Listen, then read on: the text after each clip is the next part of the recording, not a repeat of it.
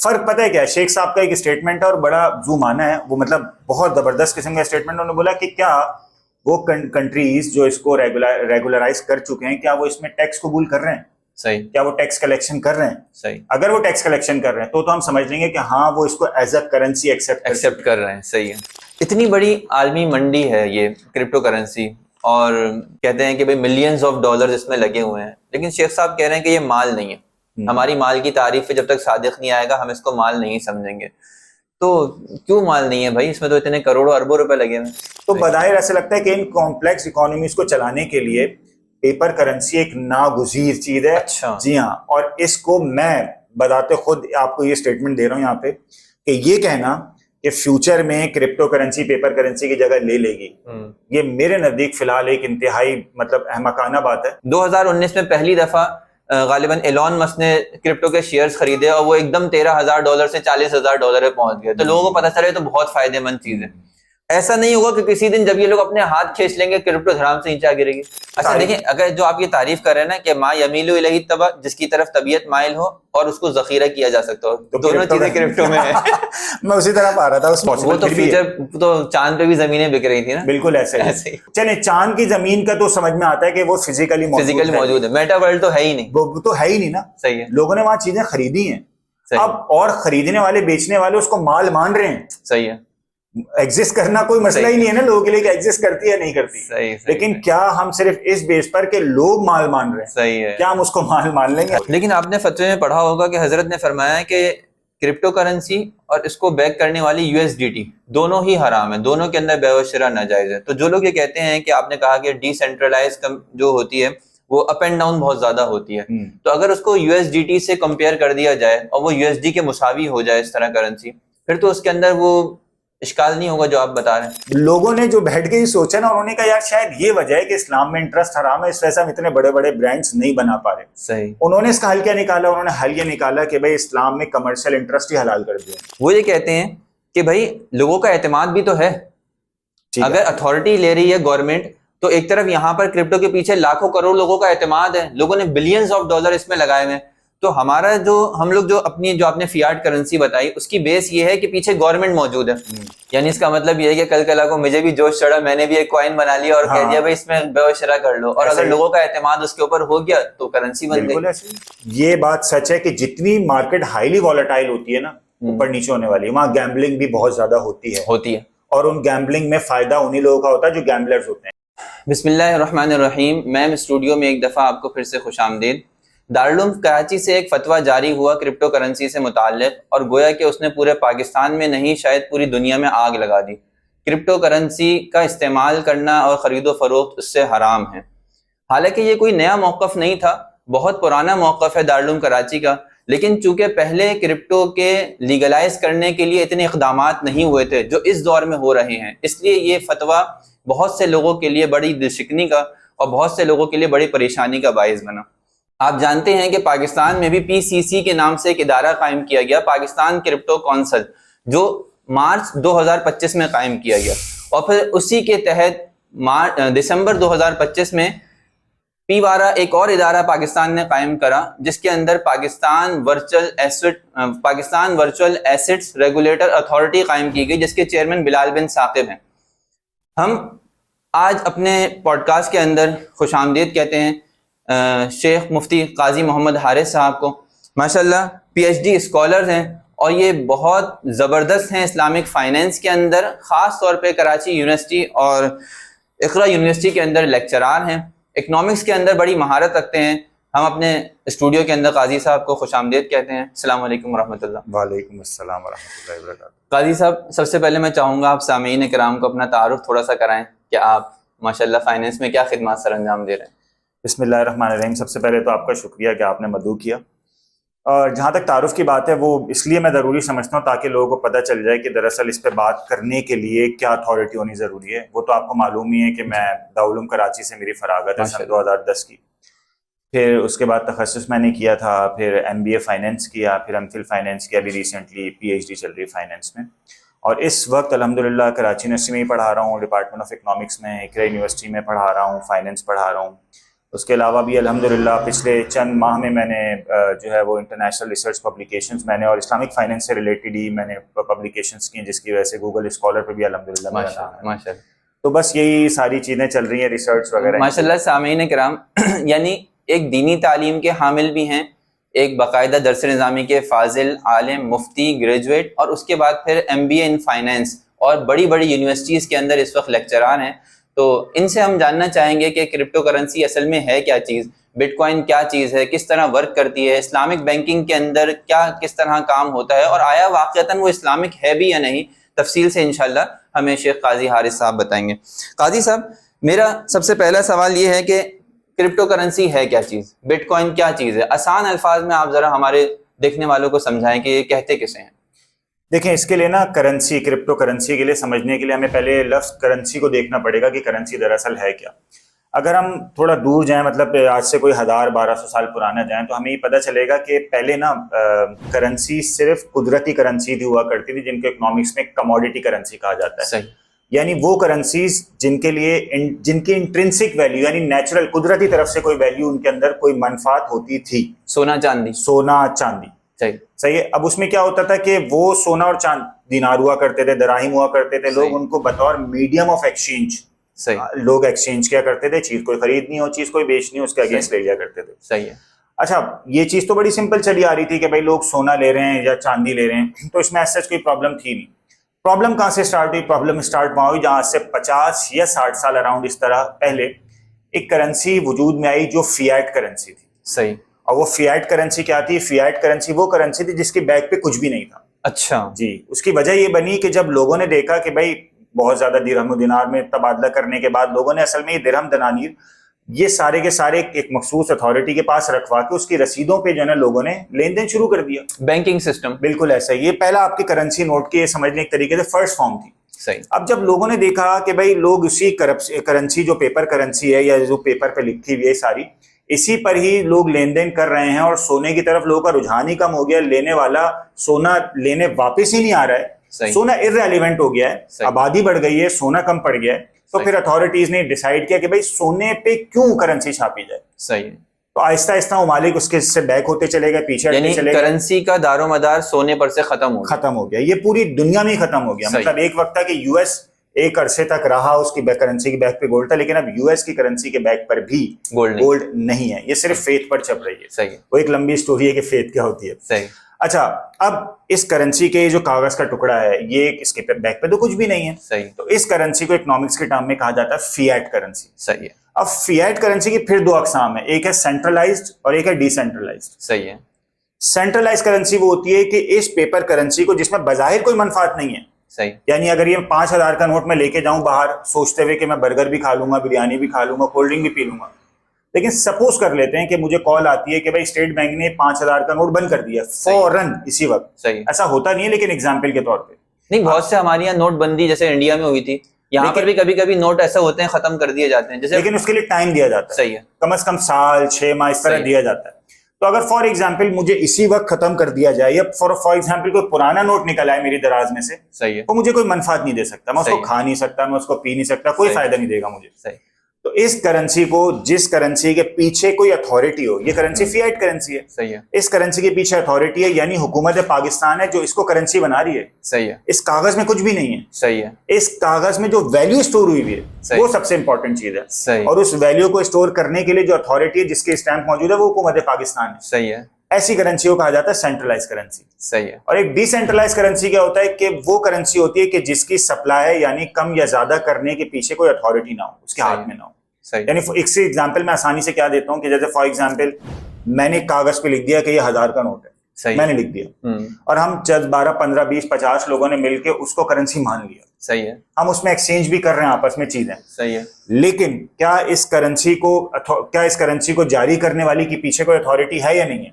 अगर मैं ही वो अथॉरिटी हूं तो फिर ये सेंट्रलाइज करेंसी है। सही है। लेकिन अगर इसके पीछे कोई अथॉरिटी ना हो, सही है, तो वो डिसेंट्रलाइज करेंसी बन जाती है, जैसे कि क्रिप्टो के केस में। अच्छा, मैं यहाँ पे एक थोड़ा सा इतराज करना चाहूँ जो आमतौर पे क्रिप्टो वाले करते हैं। वो ये कहते हैं कि भाई लोगों का एतमाद भी तो है, अगर अथॉरिटी ले रही है गवर्नमेंट, तो एक तरफ यहाँ पर क्रिप्टो के पीछे लाखों करोड़ लोगों का एतमाद है, लोगों ने बिलियंस ऑफ डॉलर इसमें लगाए हुए हैं, तो हमारा जो हम लोग जो अपनी जो आपने फियाट करेंसी बताई उसकी बेस ये है कि पीछे गवर्नमेंट मौजूद है, वो ये कहती है कि कल कला को कोई मसला हो गया तो हम उस मसले को हल करने के जिम्मेदार हैं, ठीक है ना। इसी बेस पे हम कहते हैं कि ये लीगल करेंसी है। लेकिन अगर क्रिप्टो के पीछे लोगों का ट्रस्ट बिल्ड हो गया है तो ये ट्रस्ट क्यों नहीं इसको शुमार किया जा रहा है, इसको करेंसी क्यों नहीं शुमार किया जा रहा? देखें, लोगों का ट्रस्ट बिल्ड कर लेना इस बात के लिए काफी नहीं है कि उसको करेंसी कंसीडर किया जाए। इसकी बिल्कुल एग्जांपल ऐसे जैसे एक जाली नोट को अगर हम 40-50 हजार लोग मिलकर करेंसी मान लें तब भी वो करेंसी हो नहीं जाएगी। सही। लोगों का ट्रस्ट, लोगों का उस पर भरोसा कर लेना कि वो करेंसी है, इसको बजाहिर उस सफ में लाके नहीं खड़ा कर देता जिसको हम करेंसी या सेंट्रलाइज करेंसी कह सकें। सही। ये फिर भी डिसेंट्रलाइज करेंसी है। सही। और फिर जिसकी आप भरोसे की बात कर रहे हैं ना, तो ये भरोसा तो करेंसी टू करेंसी वेरी भी कर रहा है। मतलब वो भरोसा जो बिटकॉइन पर है एक इन्वेस्टर का, वो भरोसा एक छोटे कॉइन पर तो नहीं है। सही है, बिल्कुल। और वो कॉइन जो अच्छा, ये क्रिप्टो करेंसी तो मैं भी जनरेट कर सकता हूँ। सही है। अगर मैं क्रिप्टो करेंसी जनरेट कर दूं तो क्या इस करेंसी पर वही लोगों का भरोसा उतना ही होगा जितना कि बिटकॉइन पर होगा? सही। तो फिर आप किसको किस तरह डिफरेंशिएट करेंगे? क्या सिर्फ भरोसे के ऊपर ही आप एतमाद करेंगे? लेकिन वो लोग ये कहते हैं कि देखें, जो नॉर्मल करेंसी है वो तो जितनी चाहे मुल्क छाप ले, पाकिस्तान है वो 1000 करोड़ रुपए छाप ले, लेकिन जो क्रिप्टो करेंसी है उसको कैप कर दिया गया है कि वो एक हद तक छापी जा सकती है, एक हद तक उसको जनरेट किया जा सकता है, उससे ज्यादा नहीं किया जा सकता। तो इस तरह भी तो मसले का है। देखें, ये भी एक समझ लें एक तरीके से घुमाने फिराने वाली बात है। ये बात ठीक है कि सेंट्रलाइज करेंसी को गवर्नमेंट जितना चाहे बढ़ा सकती है, सप्लाई जितना कम कर सकती है, बात ठीक है। लेकिन ये कहना कि क्रिप्टो करेंसी की सप्लाई क्वांटिटी लिमिटेड है या एक कैप है, ये बजाहिर एक गलत स्टेटमेंट है। उसका रीजन क्या है कि एक स्पेसिफिक कॉइन की क्वांटिटी सप्लाई करने की वो लिमिटेड है। अच्छा। जी हाँ, मतलब बिटकॉइन की जो क्वांटिटी है वो लिमिटेड है कि उससे ज्यादा सप्लाई नहीं हो सकती। सही है। लेकिन मुख्तलिफ कॉइन्स आ सकते हैं। अच्छा। और उन कॉइन्स की क्वांटिटी बढ़ाई जा सकती है। अच्छा। मतलब अभी फिलहाल मैंने जो मुझे नंबर याद आ रहे हैं वो ये आ रहा है कि तकरीबन 17,000 से ज्यादा डिफरेंट हाँ कॉइन्स मौजूद हैं। यानी इसका मतलब ये है कि कल कला को मुझे भी जोश चढ़ा, मैंने भी एक कॉइन बना लिया और कह दिया भाई इसमें बेशरा कर लो, और अगर लोगों का एतमाद उसके ऊपर हो गया तो करेंसी बन गई। तो इसका नुकसान क्या होगा? चले हमारा तो फायदा ही है ना। अगर मिसाल के तौर पर लोगों को ट्रस्ट हो जाता है, मैं ये कलम जो है वो बिटकॉइन के बदले खरीदता हूँ, मुझे ट्रस्ट है कि ये कलम की वर्थ बिटकॉइन की वर्थ के बराबर है। ठीक है। करेंसी में यही होता है ना, हमें वर्थ मीडियम ऑफ एक्सचेंज है, तो मुझे इस कलम की वर्थ बिटकॉइन की वर्थ के अगर बराबर महसूस होती है और मुझे आगे से उसका रिप्लाई भी कहीं से मिल जाता है, मैं उसको जब बेचूंगा तो मुझे कलम के बकदर पैसे मिल जाएंगे, इसमें खराबी क्या है? देखें, पहली चीज तो ये डिसाइड करें कि ये जो क्रिप्टो है ये कमोडिटी है या फिर ये करेंसी है। सही। क्योंकि ये बात आपको ही मालूम है कि करेंसी के एक्सचेंज के लिए शरीयत ने एक बिल्कुल अलग दायरा कार रखा है जिसके लिए हम सर्फ का लफ्ज इस्तेमाल करते हैं, बैच सर्फ। इसके अहकामात बिल्कुल डिफरेंट है। यानी इसका माल होना जरूरी, माल होने के साथ भी मुख्तलिफ और भी शराइत भी, मनफात के भी, हम उस पर बात भी करेंगे डिटेल में। ठीक है, पहली चीज तो ये। दूसरी चीज ये कि फियाट करेंसी को, अब जैसे आमतौर पे लोग कहते हैं ना कि भाई फियाट करेंसी भी शुरू में उलमा ने नाजायज की थी और हराम की थी। बिल्कुल। उसके हराम करने का रीजन भी यही था जो इस वक्त क्रिप्टो करेंसी के हराम करने का रीजन है। सही। ठीक है, क्योंकि उस फियाट करेंसी की बैक पे भी जब कोई एसेट नहीं होगा, मतलब मैं कागज लेके उस कागज को जो है मैं उसकी कोई मनफात ना हो, उसकी कोई फायदा ना हो और मैं उसको बेचना शुरू कर दूं, तो क्या शरीयत इस दायरा कार को, इस तारीफ को तस्लीम करती भी है नहीं करती? मुझे तो ये देखना होगा। सही। शरीयत मुझे क्या बताती है? शरीयत मुझे बताती है कि सिर्फ वही चीज बेची या खरीदी जा सकती है जिसके लिए लफ्ज इस्तेमाल होता है माले मुतकव्वम होना। सही। ठीक है, ऐसी कोई चीज जो माले मुतकव्वम की डेफिनेशन पर पूरी नहीं उतरती, शरीयत उसके लिए जाहिर मसला करती है। माल की थोड़ी सी तारीफ भी कर दें। अब सवाल यह है कि भाई माले मुतकव्वम क्या होता है?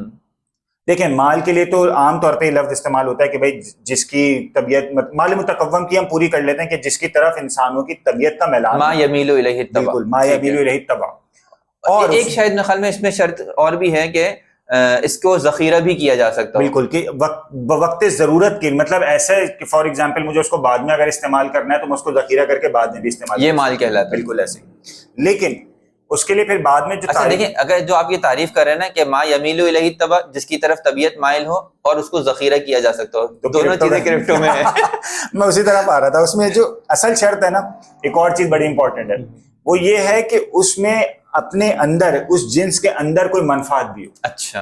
ये भी बड़ी इंपॉर्टेंट चीज है। अच्छा। आमतौर पे लोग इससे सरफे नजर कर रहे हैं। सही। अब असल में जो उलमा का इख्तिलाफ हुआ है ना, वो बिल्कुल इसी चीज पे हुआ है कि देखें, फॉर एग्जांपल फियाट करेंसी की हम बात करते हैं, हम कहते हैं भाई वो भी तो करेंसी है। फियाट करेंसी जो पेपर करेंसी है वो भी एक करेंसी है, और क्रिप्टो करेंसी भी एक करेंसी है। जब आप एक करेंसी के जवाज का फतवा दे रहे हैं तो इस करेंसी के जवाज का फतवा क्यों नहीं दे रहे? जी बिल्कुल। तो भाई हमने जब इसको हराम का फतवा जब हमने शुरू में कहा था ये नाजायज है, तो इसी बेस पे कहा था कि इस करेंसी के बैक पे कुछ नहीं, इसमें कोई मनफात नहीं है। सही है। जब इस मनफात को हुकूमत ने स्टैंप लगा दिया कि हाँ हम इसमें एक वैल्यू स्टोर कर रहे हैं, सही है, गवर्नमेंट की तरफ से, सही है, तो फिर हमने उसके बाद उसको लेना शुरू किया और हमने उसको खरीदना शुरू किया, और बाद में जवाज का फतवा आ भी गया। सही है। वो अलग बात है कि इसकी कितनी खराबियां हैं और ये कितना बड़ा जाल है। पेपर करेंसी, फियाट करेंसी, एक बिल्कुल। लंबी स्टोरी है, वो तो चले फिलहाल बिल्कुल, छोड़ देते हैं। लेकिन क्रिप्टो करेंसी के हवाले से भी अभी हमें सबसे बड़ा दरपेश चैलेंज यही है। अभी जैसे रिसेंटली बात चली थी ना कि भाई शेख साहब ने ये कहा है कि इसके पीछे सिर्फ नंबर्स हैं। ये बड़ा ना जबरदस्त स्टेटमेंट है। लोग ये समझ रहे हैं नंबर्स का मतलब ये है कि नंबर्स वो सिर्फ क्रिप्टो करेंसी की क्वांटिटी है। ऐसा नहीं है।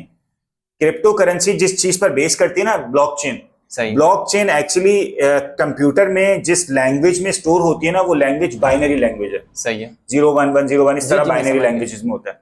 तो शेख साहब का कहना यह था कि क्रिप्टो करेंसी के पीछे जो एसेट्स हैं, फॉर एग्जांपल ब्लॉकचेन, वैसे तो क्रिप्टो करेंसी के मुख्तलिफ बैक पे मतलब मुख्तलिफ टाइप्स हैं बहुत सारी, अभी हम फिलहाल उसको ले रहे हैं कि जिसके बैक पे सिर्फ ब्लॉकचेन है। सही है। अब वो जो कॉम्प्लेक्स कैलकुलेशंस हैं या वो ब्लॉकचेन है, क्या वो बजाते खुद कोई मनफात रखती हैं? अच्छा। अगर वो बजाते खुद कोई मनफात रखती हैं तो हम उसके माल होने का फतवा दे देंगे। सही है।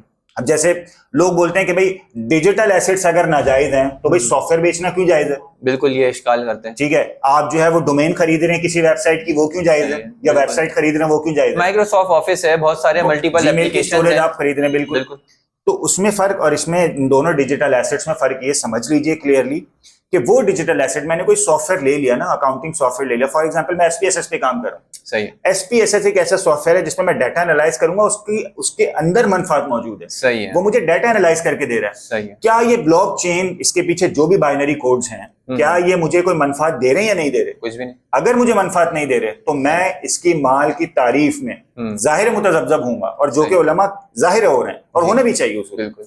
तो ऐसा नहीं है कि जैसे कि अभी शेख साहब से बिलाल बिन साकिब साहब की बात हुई, उन्होंने कहा कि हम जो है इसको बाकायदा गवर्नमेंट का एक फॉरम बनाया जा रहा है जिसके तहत इसको रेगुलर अथॉरिटी के तौर पर रेगुलर यानी कि इसको रेगुलर करने की कोशिश की जा रही है, इसको रेगुलेट करने की कोशिश की जा रही है। तो अगर गवर्नमेंट कर लेती है तो क्या पॉसिबल है गवर्नमेंट के लिए कि वो इसको रेगुलेट कर ले? बिल्कुल पॉसिबल है, लेकिन इसमें ना माशी तौर पे ना कुछ चैलेंजेस हैं हमें, वो हम खैर डिस्कस करेंगे उसको। लेकिन पहले ये समझ लीजिए कि दरअसल सारी क्रिप्टो करेंसी एक जैसी नहीं है। अच्छा। क्रिप्टो करेंसीज में भी कुछ स्टेबल कॉइन है, कुछ नॉन स्टेबल कॉइन्स हैं। सही है। फिर स्टेबल कॉइन्स ऐसे हैं कि मतलब फॉर एग्जांपल किसी ऐसे एक्सवाइजेड कोई भी कॉइन है, उसके पीछे कोई एसेट मौजूद है, फॉर एग्जांपल कोई करेंसी मौजूद है या कोई ऐसा एसेट है कि जो बिजाते खुद जायज चीज के लिए इस्तेमाल होता है, उससे जो प्रोडक्शन हो रही है, जो चीज बन रही है, वो जायज मकसद के लिए इस्तेमाल हो रही है। सही। तो फिर हम इस एसेट को, ये जो भी क्रिप्टो करेंसी है, जो भी वर्चुअल एसेट है, हम इसको एक तरीके से समझ लें शेयर की सी हैसियत हो जाएगी। सही है। यहाँ पे एक बहुत बड़ा इश्काल होगा। वो इश्काल ये होगा कि भाई कल तक तो आप बता रहे थे कि ये डिसेंट्रलाइज करेंसी है। सही है। डिसेंट्रलाइज करेंसी होती है कि जिसकी बैक पे उसकी सप्लाई करने वाली कोई कंट्रोल अथॉरिटी, मतलब कंट्रोल करने वाली अथॉरिटी ना हो, उसकी सप्लाई कम या ज्यादा करने वाली। अब यहाँ पर अगर कोई कंपनी कोई एक्सवाइजेड एसेट ओन कर रहा है तो इसका मतलब है वो डिसेंट्रलाइज तो नहीं रही ना। सही है। इसका मतलब ये कि वो भी सेंट्रलाइज है, हाँ बिल वास्ता है लेकिन है सेंट्रलाइज।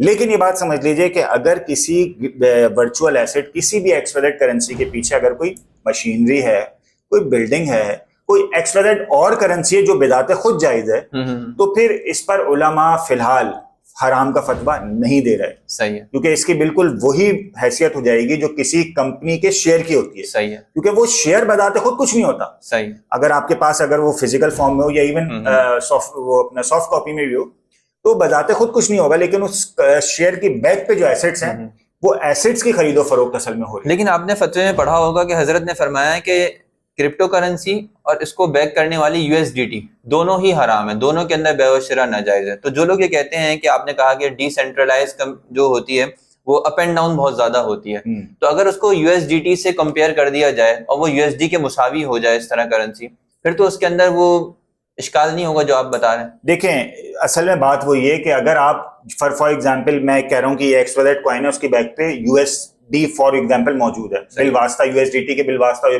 बिला वास्ता हो, तो सवाल ये पैदा होता है कि भाई ये करेंसी जब वो सेंट्रलाइज है तो ये डिसेंट्रलाइज कैसे हुई? सही बात तो एक ही है। फिर मैं अगर USD के अगेंस्ट एक अपने USDT निकाल देता हूँ, मैं कुछ भी निकाल दूं और मैं पेपर पे लिख दूं कि ये इसको रिप्रेजेंट कर रही है, सही है, तो इन दोनों में फर्क क्या हुआ? सही फर्क पता है क्या है? शेख साहब का एक स्टेटमेंट है और बड़ा जूम आना है वो, मतलब बहुत जबरदस्त किस्म का स्टेटमेंट। उन्होंने बोला कि क्या वो कंट्रीज जो इसको रेगुलराइज कर चुके हैं, क्या वो इसमें टैक्स कबूल कर रहे हैं? सही। क्या वो टैक्स कलेक्शन कर रहे हैं? सही। अगर वो टैक्स कलेक्शन कर रहे हैं तो हम समझ लेंगे कि हाँ वो इसको एज अ करेंसी एक्सेप्ट कर रहे हैं, सही है। लेकिन अगर वो खुद रेगुलराइज करने के बावजूद इसको कह रहे हैं कि हम टैक्स इसमें वसूल नहीं करेंगे, तो इसका मतलब ही वो इसको करेंसी कबूल करने से माने हैं, हाँ वर्चुअल एसेट मान रहे हैं। लेकिन फिर बात वहीं आ जाएगी, क्या इस वर्चुअल एसेट की कोई मनफात है? हाँ, अगर मनफात तो कोई भी नहीं है। सही सही। अच्छा, इतनी बड़ी आलमी मंडी है ये क्रिप्टो करेंसी, और कहते हैं कि भाई मिलियंस ऑफ डॉलर्स इसमें लगे हुए हैं, लेकिन शेख साहब कह रहे हैं कि ये माल नहीं है, हमारी माल की तारीफ पे जब तक सादिक नहीं आएगा हम इसको माल नहीं समझेंगे। तो क्यों माल नहीं है भाई? इसमें तो इतने करोड़ों अरबों रुपए लगे हुए।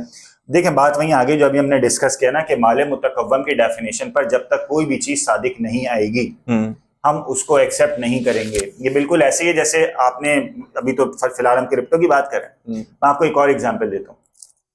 अभी रिसेंटली कुछ 4-5 साल पुरानी बात है कि मेटा पर ना बहुत सारे ऐसे एसेट्स दिखने शुरू हुए जिन एसेट्स के बारे में मैं और आप सोच भी नहीं सकते थे। अच्छा। हमारे एक दोस्त हैं, उन्होंने मेटा पे एयरपोर्ट और आगा खान हॉस्पिटल खरीदा।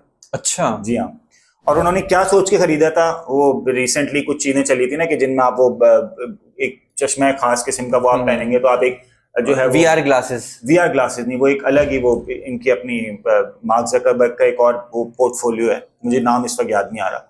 तो आप एक ऐसी दुनिया में पहुंच जाएंगे जो एक्चुअली एग्जिस्ट नहीं करती, मेटा वर्ल्ड। ठीक है। अब आप वहां पे ये सोचा जा रहा था कि आइंदा आने वाले कुछ सालों में लोग ज्यादा उस दुनिया में वक्त गुजारना पसंद करेंगे। उसका रीजन ही वहां अपनी मर्जी की जिंदगी होगी, अपनी मर्जी के लोग होंगे उस मेटा वर्ल्ड में। सही है। तो उस मेटा वर्ल्ड में जाने के बाद जब लोग यहाँ आगा खान आना चाहेंगे या एयरपोर्ट आना चाहेंगे तो वो टिकट खरीदेंगे। तो मेरे दोस्त ने कहा था कि उस वक्त टिकट के पैसे मेरे पास आएंगे। अच्छा। अब ये देखें, उसने एक लॉन्ग टर्म इन्वेस्टमेंट की थी, ऑल दो फिलहाल तो वो सही है, फेल हो गया प्रोजेक्ट। हाँ, फ्यूचर में पॉसिबल, वो तो फ्यूचर तो चांद पे भी जमीनें बिक रही थी ना। बिल्कुल ऐसे ही। चले, चांद की जमीन का तो समझ में आता है कि वो फिजिकली मौजूद है, मेटा वर्ल्ड तो है ही नहीं। वो तो है ही नहीं ना। सही है। लोगों ने वहां चीजें खरीदी हैं, अब और खरीदने वाले बेचने वाले उसको माल मान रहे हैं। सही है। एग्जिस्ट करना कोई मसला ही नहीं है ना लोगों के लिए कि एग्जिस्ट करती है नहीं करती। सही, लेकिन क्या हम सिर्फ इस बेस पर कि लोग माल मान रहे हैं, सही है, क्या हम उसको माल मान लेंगे? हरगिज़ भी नहीं। बिल्कुल। अच्छा, कुछ लोग ये समझते हैं कि शायद शेख साहब जो है वो फाइनेंस के इतने मास्टर नहीं है और वो क्रिप्टो को समझ नहीं पाए, इसलिए शेख साहब ने लिख दिया बस कि ये जायज नहीं है, हराम है। ये तो और ज्यादा मजे का खेल बात है, मतलब बहुत ज्यादा मुझे तो इस पर हैरानगी होती है। उसकी वजह ये, मैं आपको अपना पर्सनल एक्सपीरियंस बताता हूँ। तकरीबन 1.5 साल पुरानी बात है, मैं एक रिसर्च आर्टिकल पढ़ रहा था। उसमें मैंने रिसर्च आर्टिकल में पढ़ते पढ़ते मैंने देखा कि वो बंदा बात कर रहा है US के स्टेट बैंक की, वहां के पोर्टफोलियोज की बात कर रहा है। अचानक उसने कोट किया शेख मुफ्ती तकी उस्मानी साहब को। अच्छा। जी हाँ। मैंने कहा कौन है रिसर्च आर्टिकल लिखने वाला? मुझे पता चला कि भाई ये US का एक पोर्टफोलियो मैनेजर है। अच्छा। जी हाँ। उसने रिसर्च आर्टिकल लिखा है, टॉप नॉच जर्नल में वो पब्लिश हुआ है। वो बंदा यहाँ पाकिस्तान में मुफ्ती तकी उस्मानी साहब को कोट कर रहा है, इस्लामिक फाइनेंस में या फाइनेंस से रिलेटेड। अच्छा, अगर आप जाएं आज गूगल स्कॉलर पे, लोग गूगल को तो जानते हैं, गूगल क्या है? गूगल स्कॉलर एक अलग ही दुनिया है। अच्छा। गूगल स्कॉलर पे उन लोगों के जो दुनिया में बड़े बड़े रिसर्चर्स होते हैं, टॉप नॉच जर्नल्स में उनकी रिसर्च पब्लिकेशन होती है, वहां पर उनका नाम, मतलब उनकी रिसर्च पब्लिकेशन मौजूद होती है और वहां पर उनका दायरा नाम मेंशन होता है। आप वहां पर जाके ना एक काम करें कि आज मुफ्ती तकी उस्मानी साहब का जाके आप वहां पे नाम लिखें तो आपको पता चलेगा कि मुफ्ती तकी उस्मानी साहब का कितना काम है इस्लामिक फाइनेंस में, रिसर्च आर्टिकल्स में, पब्लिकेशन में। सही। इतनी बड़ी बड़ी बुक्स और उस पे साइटेशंस। अच्छा। दुनिया के बड़े बड़े रिसर्चर्स उनको कोट कर रहे हैं कि पाकिस्तान के मुफ्ती तकी उस्मानी इस बारे में ये कह रहे हैं, उनकी बुक में ये लिखा है, और आप उनके बारे में कह रहे हैं उनको। और यहाँ हमारे यहाँ के जो वो क्या थर्ड क्लास लोग 2 सोशल मीडिया की वीडियोस देखी, अपने दिमाग से जो है वो इकोनॉमी का एक खाका तैयार किया और वो शेख साहब को समझा रहे हैं कि क्रिप्टो करेंसी बहुत अच्छी चीज है। खैर करे, अल्लाह ताला ही हमारी हिफाजत फरमाए। अच्छा, ये बात तो तय है ना कि भाई पेपर करेंसी आज है कल नहीं रहेगी, फ्यूचर करेंसी क्या होगी? हो सकता है क्रिप्टो करेंसी बन जाए। अच्छा, ये स्टेटमेंट बड़ा ब्लंट स्टेटमेंट है कि पेपर करेंसी आज है कल नहीं रहेगी। बज़ाहिर माशियात से जो भी बंदा ताल्लुक रखता है, उसने थोड़ी बहुत इकोनॉमिक्स पढ़ी है, उसके लिए ये एक्सेप्ट कर लेना कि पेपर करेंसी आज है कल नहीं रहेगी, ये मुश्किल है बज़ाहिर। अच्छा। हाँ, उसका रीजन ये है कि आजकल जितनी कॉम्प्लेक्स हो चुकी है ना इकोनॉमीज, उन कॉम्प्लेक्स इकोनॉमीज को चलाने के लिए, चाहे वो कॉन्ट्रैक्शनरी पॉलिसी बनानी हो, चाहे एक्सपेंशनरी पॉलिसी बनानी हो, उसके लिए एक बहुत बड़ा टूल है ओपन मार्केट ऑपरेशंस। इकोनॉमिक्स में ये वर्ड यूज किया जाता है। ओपन मार्केट ऑपरेशन में जो सबसे बड़ा टूल है वो ये है कि मनी सप्लाई को कम या ज्यादा करने के लिए पॉलिसी रेट को इस्तेमाल किया जाता है। सही। अब मनी सप्लाई को कम या ज्यादा, जैसे फॉर एग्जांपल अगर बहुत ज्यादा महंगाई है, अब महंगाई की वजह से ना लोगों की जो है वो कुव्वत खरीद से चीजें बाहर हो रही हैं, तो बहुत बड़ा टूल इकोनॉमीज जो यूज करती हैं वो करती हैं कि पॉलिसी रेट को हाई कर देती हैं। सही है। पॉलिसी रेट को हाई करने की वजह से मनी सप्लाई कम होती है तो इन्फ्लेशन कंट्रोल में आ जाती है। हाँ बिल्कुल। अब एक ऐसी इकोनॉमी कि जिसमें एक ऐसी करेंसी मौजूद हो कि जिसकी सप्लाई कंट्रोल में ही ना हो, किसी के गवर्नमेंट के कंट्रोल में ही ना हो, वहां पे क्या एक्सपेंशनरी पॉलिसी और क्या कॉन्ट्रैक्शनरी पॉलिसी।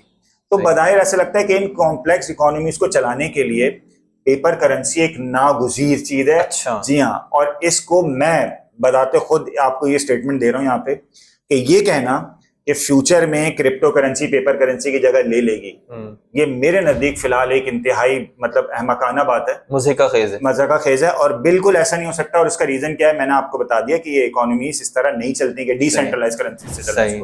यानी कि गवर्नमेंट क्यों चाहेगी, बल्कि किसी भी मुल्क की गवर्नमेंट क्यों चाहेगी कि मेरे मुल्क के माशी या इकोनॉमिक्स मेरे हाथ से ही निकल जाए। ऐसा ही है, बिल्कुल। क्या कंट्रोल रहेगा, कुछ भी। यानी अगर क्रिप्टो करेंसी के ऊपर हमारी बेहोशरा होना शुरू हो जाए, हमारी गली के अंदर एक माचिस से लेकर एक घर तक बिक रहा है, यानी 1 रुपए से लेकर 1 करोड़ रुपए तक की चीज बिक रही है और गवर्नमेंट के कंट्रोल में है, तो इस पेपर करेंसी की वजह से। ऐसा ही है।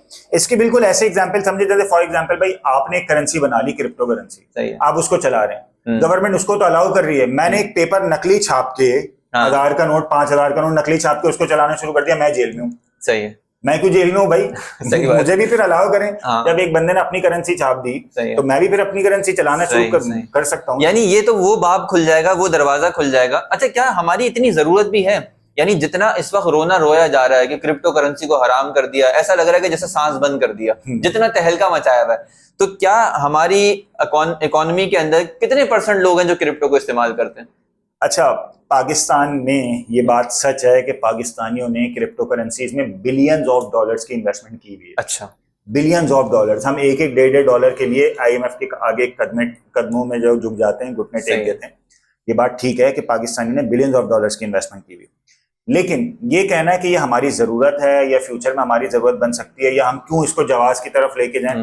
देखें, लोग इसको सिर्फ इसलिए जायज करवाना चाह रहे हैं ताकि इसकी अप एंड डाउन होने से बजाय तो कोई मनफात तो कुछ भी नहीं है ना, मतलब क्रिप्टो खा थोड़ी सकता हूँ। सही बात है। फायदा यही है कि मैं कम पैसों में खरीदूं और ज्यादा में बेचूं, यानी पैसे पर पैसा बनाना। बिल्कुल ऐसे ही। अब इसमें क्या है कि शुरू में ना, जब मैं इससे एक चीज से ना रिलेट करना चाहूँ, शुरू में ना आज से 30-40 साल पहले कुछ बैठे लोग ना, उन्होंने देखा कि यार दुनिया में जितने बड़े बड़े ब्रांड्स है ना, मैकडॉनल्ड्स, KFC, ये सारे के सारे बड़े ब्रांड्स, इनमें कोई भी इस्लामिक कंट्री का ब्रांड नहीं है। सही है। उन्होंने उसके रीजन क्या निकाला? उन्होंने रीजन ये निकाला कि भाई इस्लाम में ना सूद हराम है, तो इतने बड़े ब्रांड्स चलाने के लिए फाइनेंस बहुत रिक्वायर्ड होता है, पैसा बहुत चाहिए। वो 10, 12, 50, 60 लोग तो दे नहीं सकेंगे, उसके लिए हजारों लोगों से पैसा लेना होगा। सही है। वो हजारों लोग जो पैसा आपको देंगे वो इस बात पे तो देंगे नहीं कि हाँ भाई 10,000 रुपए ले लो वापस कर देना। वो फिर आपसे इंटरेस्ट लेंगे। सही है। तो लोगों ने जो बैठ के ही सोचा ना, उन्होंने कहा यार शायद ये वजह है कि इस्लाम में इंटरेस्ट हराम है, इस वजह से हम इतने बड़े बड़े ब्रांड्स नहीं बना पा रहे। सही। उन्होंने इसका हल क्या निकाला? उन्होंने हल ये निकाला कि भाई इस्लाम में कमर्शियल इंटरेस्ट ही हलाल कर दिया। आपको इस तरह की वीडियोस यूट्यूब पे मिल जाएंगी। अच्छा, कि जिसमें लोगों ने कहा है कि पर्सनल इंटरेस्ट हराम है। अच्छा, जी हाँ, कमर्शियल इंटरेस्ट हलाल है। और उसके लिए उन्होंने कुरान हदीस से सारे भी लिए। अल्लाह, वो एक अलग डिबेट हो जाएगी, वो तो खैर हम उसकी तरफ जाएं।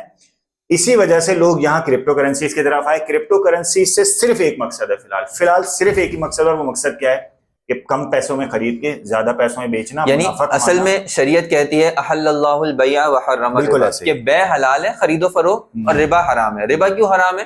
क्योंकि वहां पैसे पर पैसे बन रहे हैं। बै क्यों हलाल है? वहां आप एक कोई कमोडिटी ले रहे हैं, कोई मनफात ले रहे हैं, किसी की सर्विसेज ले रहे हैं, कुछ ना कुछ मफाद आप ले रहे हैं एक पैसों के बदले में, तो शरीयत कहती है जायज है। लेकिन क्रिप्टो करेंसी के अंदर लोग पैसा लगा रहे हैं और कुछ मनफात लेना या कोई फायदा उठाना मकसद नहीं है, बस सिर्फ पैसे के ऊपर पैसा बनाना। ऐसा ही है। यानी सेम वही सिचुएशन है जो एक इंसान कहता था यार लाख रुपए लो, वापस तुम्हें 2 लाख रुपए करने पड़ेंगे। सूद की यही डेफिनेशन है। तो क्रिप्टो में भी पैसा लगाने वाले यही है। हाँ, लेकिन क्रिप्टो में खराबी सूद वाली नहीं है। अच्छा।